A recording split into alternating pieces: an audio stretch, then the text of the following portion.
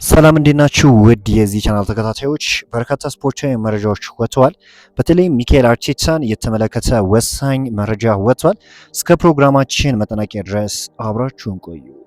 ሚካኤል አርቴታ በዚህ የውድድር ዘመን ፕሪሚየር ሊጉን ወይም ሻምፒዮንስ ሊጉን ካላሸነፈ አርሰናልን ይለቃል የሚሉ መረጃዎች ወጥተዋል። ክለቡም የሚካኤል አርቴታን ተተኪ ሴስክ ፋብሪካስ አድርጎ እንደለየ ተገለጸ እና ወሳኝ የሚባል መረጃ ነው። እንግዲህ ሚካኤል አርቴታ እስካሁን ድረስ ብዙ ኤክስኪውዞች ነበሩት። በተለይም እንግዲህ በዘንድሮ የውድድር ዓመት ብዙዎች አርሰናሎች ዋንጫ ያነሳሉ ተብሎ እንደሚጠብቁ ይታወቃልና አሰልጣኙ ቢሆን ይህንን ቃል እንደገባ የሚታወቅ ጉዳይ ነውና አሁን ግን ይህ ነገር የማይሆን ከሆነ አደጋ ውስጥ የሚገባበት ወይም አርሰናል አሰልጣኛቸውን የሚያሰናብቱበት ሪዝን እንዳለ ነው እየተገለጸ የሚገኘው። እንግዲህ በከባዱ ነው የተመታ ነው። አሁን እንዴት ምላሽ እንሰጣለን የሚለው ነገር ነው ማተኮር ያለብን። የማይመስሉ ነገሮች ስናደርግ ነበር፣ ይህንን ማወቅ አለብን እናም እንደገና መፋለም አለብን ሲል ሚኬል አርቴታ ተናግሯል። ጫና ውስጥ የሚከተው ጨዋታ ነው። በተለይም ደግሞ አሁን አካሄዱ መልካም ቢሆንም ነገር ግን የማንቸስተር ሲቲን ድርጊት ከዚህ በፊት ተመልክተናል። ሊቨርፑሎች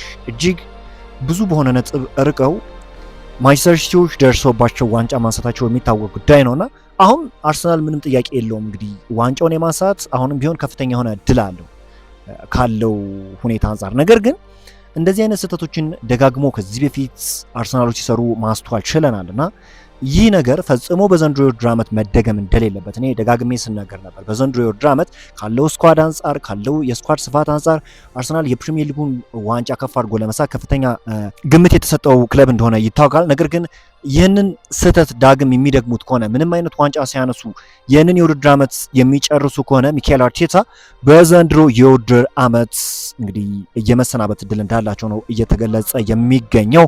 በምትኩም እንግዲህ ሌላ አሰልጣኝ ይቀጥራሉ ተብሎ ነው የሚጠበቀው። ስለዚህ በጣም አስደንጋጭ ዜና ነው የወጣው። እናንተስ ይህንን ዜና ተመለከታችሁት?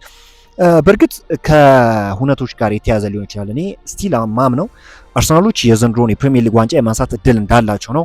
ምንም እንኳን ነገሮች ቢከብዱም፣ ነገር ግን አሁንም አርሰናል ከፍተኛ የሆነ እድል አለው፣ ወርቃማ የሆነ እድል አለው። ፕሪሚየር ሊጉንም ሻምፒዮንስ ሊግንም የማንሳት እድል አለው። ነገር ግን በእንደዚህ አይነት ሁኔታ ጨዋታዎችን የሚፈሩ ከሆነ አደጋ ውስጥ የማይገቡበት ሪዝን ይኖራል ተብሎ አይጠበቅም። የትናንትኑ ጨዋታ ያማል። በተለይም ይህ ሁሉ የሚፈተንበት ሰዓትና ተጫዋቾቹና አሰልጣኙ ብቻ ሳይሆኑ ደጋፊዎቹም የሚፈተንበት ሰዓት ነው። በ32ኛ ሳምንት በወሳኝ ጨዋታ ተሸንፏል። በጭንቅላታችሁ ውስጥ የሚቆይ ስሜትን፣ ቀናትን፣ ሳምንትን የሚያበላሽ ሁሉም ነገር እንድንጠራጠር የሚያደርግ ውጤት ነው። አሁን እያየነው ያለነው ነገር ከሽንፈት የባሰ ሲሆን ሰዎች በአንዴ ተስፋ ቆርጧል። በአንዴ ቡድኑ ከልክ በበዛ መልኩ እየወቀሱት እስካሁን የተገነባው በሙሉ በአንድ ቀን እንደፈረሰ ነው የተመለከቱት።